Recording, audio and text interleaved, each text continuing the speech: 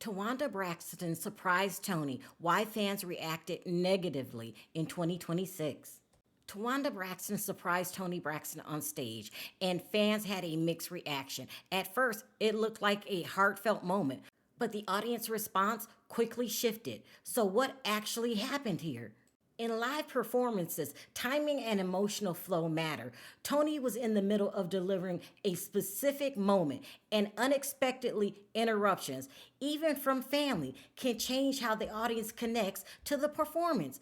Fans weren't necessarily reacting to Towanda herself, they were reacting to the disruption of the moment. When expectations don't match what unfolds on stage, the crowd responds in real time. So this wasn't about drama. It was about context, timing, and how live audiences experience a performance. Fans did not expect her to come on stage. Nobody was waiting for Towanda. So they were shocked when she just ran out there. And you have to remember, these aren't Towanda fans. I don't really think Towanda has any fans, not to be mean, but she's not a singer, she's not an actress. They were there for Toni. And then here she comes. And let me tell you, the comments, let's just look at it first before we get into it.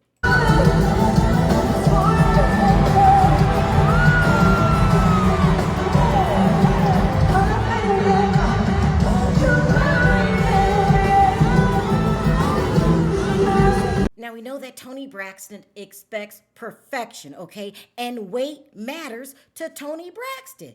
And people were saying she ran out on that stage looking like a damn walrus. I mean, weight matters. I'm not trying to be mean, but y'all remember Toni don't play about you being pudgy. Okay, next thing. Toni. Okay, I want Tracy to lose 20 to 40 pounds now. And stop thinking that her tummy sticking out like that is hot, because it's not. Too cute of a girl not to care about that, to let herself go like that. I mean, it's nice to be thick and built, but not your tummy like that, because you didn't always have that. So that lets me think she's comfortable. Now, if Toni expected perfection out of Tracy, she damn sure expected perfection out of Towanda. Okay, girl, you came on the stage, and at times, I'm serious, she was standing next to women probably 50 pounds lighter than her, and it was obvious she was getting winded, okay? Ain't nobody lying on Towanda. She was huffing and puffing, forgetting the dance moves. It was just a hot-ass mess, and the crowd was uncomfortable. They were like, get Walrus off the stage. I'm not lying to y'all, okay? Get Walrus off the stage.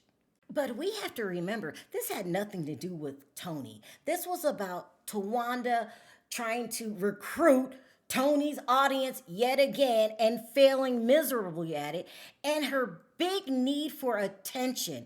She needs attention constantly. Do you guys remember that she went to the Start Over house and had to deal with feelings of inadequacy? She just can't let go of the dream of being a very famous, successful singer. I feel anger burning up inside of me. I feel hatred. Why don't you just let me be? As Towanda starts singing, I realize the song is about anger and hatred, and she's singing it so well, I am horrified. She just won't let it go, even at 55.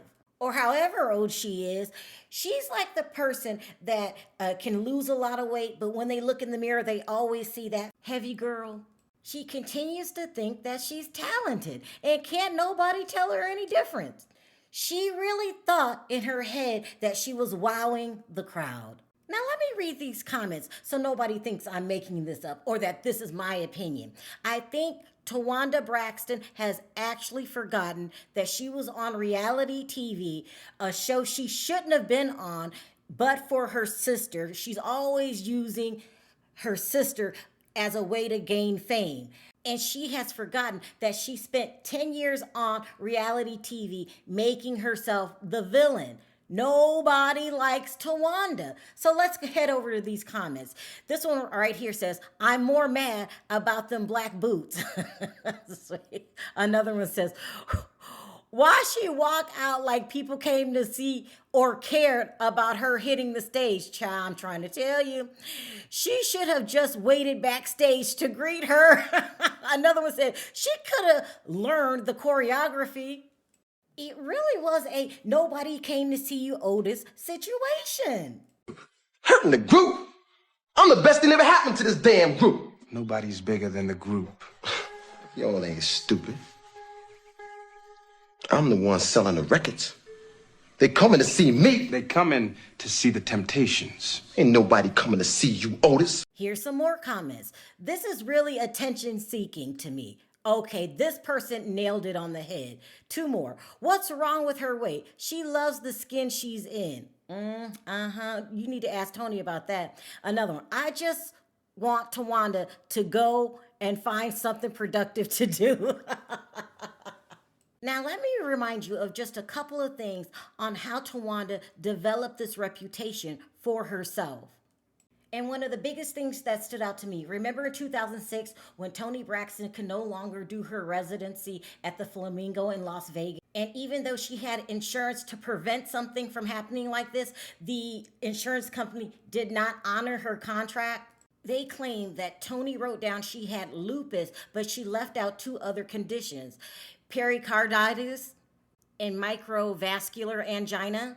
Even though lupus leads to those two conditions, they found a loophole and said she didn't write those two conditions on her application. So they denied giving her insurance, which meant that Toni had to pay everybody out of pocket. She ended up claiming bankruptcy and then paying the insurance company, all while being sick with lupus. And Towanda didn't help in any kind of way. She didn't give her 2 cents. Instead, she continued to bill Toni Braxton for dates that she so-called was a dancer. The audience turned on her so quick it wasn't even funny. But let's fast forward to 2024. When Towanda claimed bankruptcy, she had a ton of creditors that she said she owed, but two specific ones. One was from a previous landlord for $75,000, and another one was to Tamar, her sister. Tamar gave her $35,000, the deposit, to move into her home. The judge dismissed this bankruptcy. Now, I've never heard of this because she said that she felt that Towanda was hiding assets. Also, she didn't know how Towanda was making her money. According to Tamar, it was coming from friends and family, but there was no record of her making any money. So the bankruptcy gets dismissed and nobody gets any money, including the landlord and including Tamar. Fast forward a couple more months, it's announced that there will be a season 2 of the Braxtons. And it becomes public that Towanda is asking for a lot of money. So now it becomes publicly known that she has a source of income. She also married Sean Hall and transferred the home into his name. Then they filmed season 2, in which she continuously berated Tamar for bringing the cousin Ashley onto the show. And not the main show, I'm talking about Tamar's podcast. And she was really mean and berated Tamar on this show, got the other sisters to join in, and somehow forgetting that she wouldn't have even had that home to put in Sean's name if it wasn't for Tamar's $35,000, which she has no intention of paying back. Even though Tamar is well aware right now, because of the public feud, that she has the money to pay her back. And what's even crazier than that is that she made this public information on her show. Even crazier than that, she made it public knowledge that she broke the law by signing over the house to her new husband, Sean Hall. And the name of the law is called Georgia Uniform Voidable Transactions Act. And what this law basically says is, if a creditor can prove she transferred the house specifically to hinder, delay, or defraud them, a judge can reverse the transfer. They can literally undo the deed, put the house back in her name, and then seize it anyway.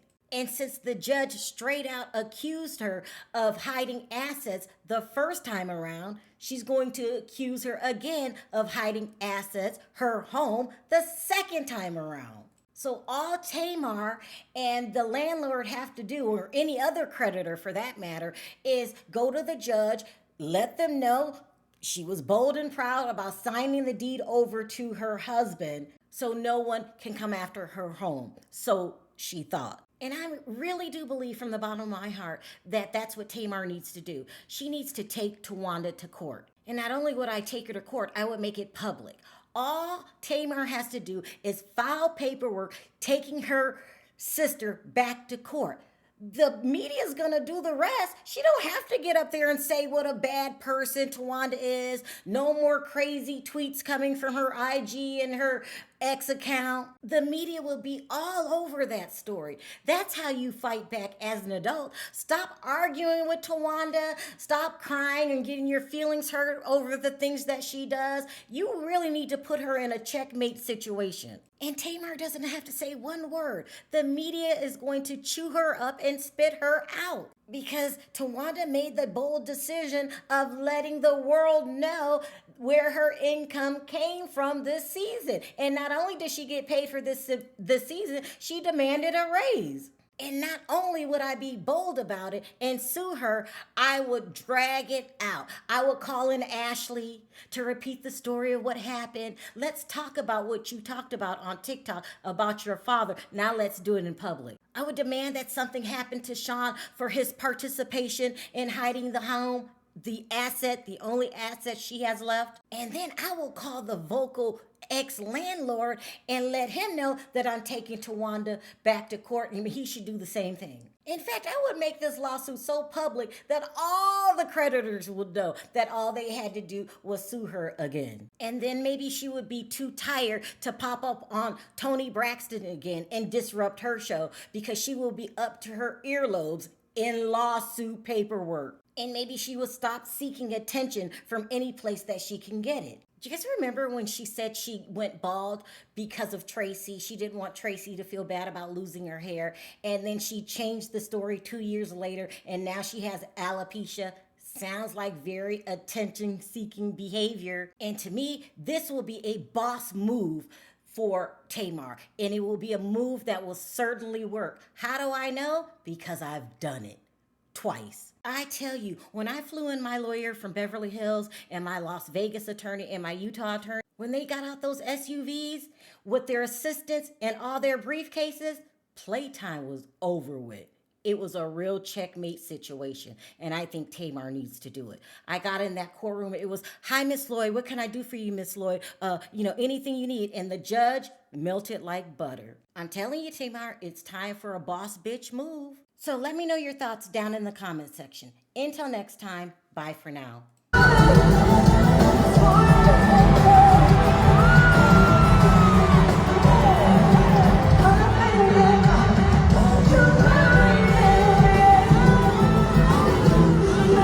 Now, Toni, are you going to say to Towanda what you said to Tracy because the North remembers?